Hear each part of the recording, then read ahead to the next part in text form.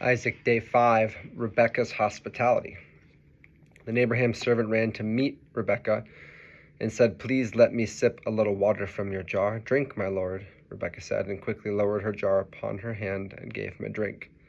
When she had finished giving him a drink, she said, "I will draw for your camels also, until they have finished drinking." So she quickly emptied her jar into the trough and ran again to the well to draw, and she drew for all his camels. Wells are always in places of encounter in the Bible. Amongst other things, they were a place where a man could meet a single woman, like bars today, minus the alcohol and debauchery. Isaac's now a 40-year-old, reminiscent of another Steve Carell comedy movie character. Abraham decides it's time Isaac gets a wife, so he sends his servant back to his own hometown to find one. The servant prays that God would reveal the right woman by having her offer her to water his camels, which would have been an exceptional act of hospitality in that time. And before you can even finish his prayer, God begins to answer it in Rebekah.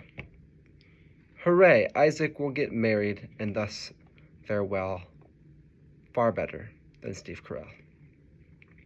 Hospitality, especially towards strangers, is one of the highest virtues in the ancient Middle East. Abraham's hospitality towards strangers made him a good candidate for God's covenant. Sodom's inhospitality towards strangers destined them for destruction. By showing such remarkable hospitality, Rebekah proves herself to be a suitable wife through whom God's covenant shall continue. Let's go deeper. Read John 4, verse 7 to 30. How does the Samaritan woman at the well different from and is similar to Rebekah? And how does Jesus' grace differ from the conditional nature of Abraham's covenant? Then praying and reflecting, ask yourself, how can I grow in the virtue of hospitality towards strangers?